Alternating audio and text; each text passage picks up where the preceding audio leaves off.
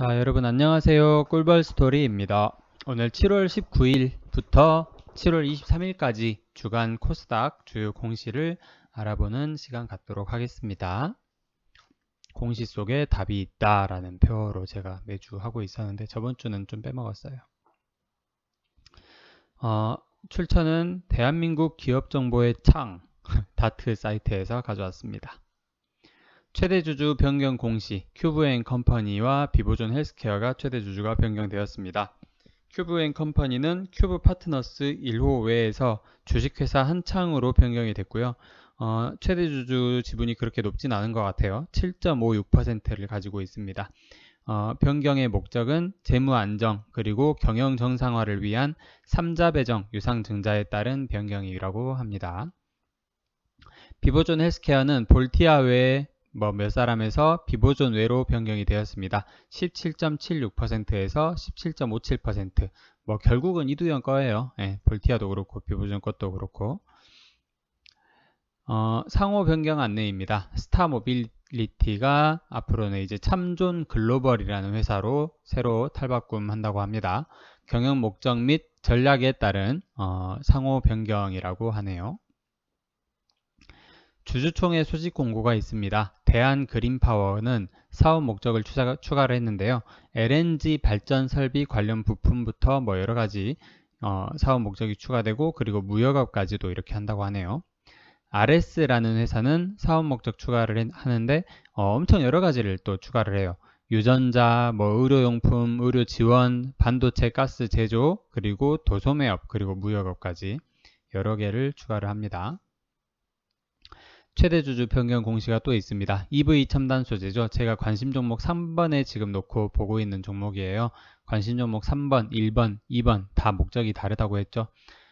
SL 바이오닉스 9 세미콘 라이트에서 넥스턴 바이오로 공식적으로 최대 주주가 변경되었습니다. 탑업인 주식 및 출자증권 취득 결정 공시입니다. MS오토텍은 명신의 지분을 취득을 했습니다. 명신은 자동차 부품 제조하는 계열사고요. 266억 원어치 지분을 취득을 했고 목적은 경영권 강화라고 합니다. 취득 후 지분율은 76%에 달하게 됩니다. EDGC는 메이플 홀딩스 지분을 취득을 하는데요.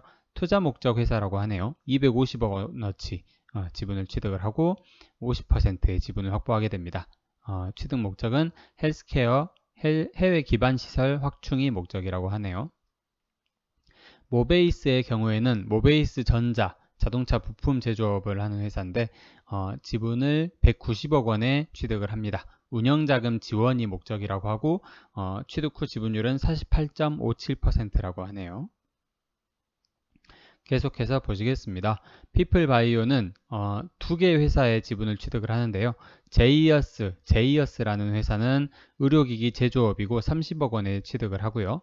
IT 기반 퇴행성 뇌질환 진단 케어 플랫폼을 추가를 한다는 목적입니다. 취득 후 지분율은 20% 정도이고요.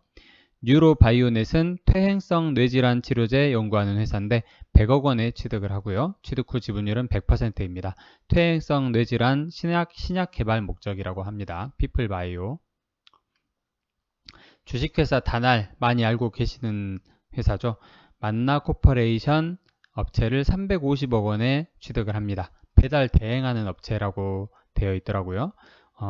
취득 목적은 다날 결제 시스템 인프라 확대 그리고 사업 제휴가 목적이고 취득 후 지분율은 35%라고 합니다.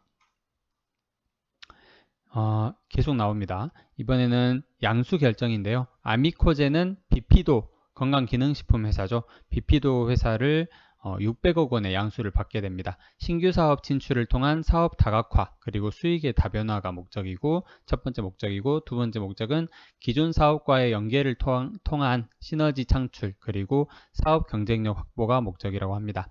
취득 후 지분율은 30%입니다. 넥스턴 바이오는 EV 첨단 소재의 지분을 130억 원에 메리디안 홀딩스로부터 취득을 하고요. 취득 목적은 사업 다각화라고 하고요. 취득 후 지분율은 8.8%입니다. 투자 판단 관련 주요 경영사항입니다. 텔콘 RF 제약과 KPM테크가 나란히 공시를 띄웠는데요. 코로나 치료제 식약처 임상 IND를 승인받았다고 합니다. 공시에는 임상 1상이라고 되어 있는데요.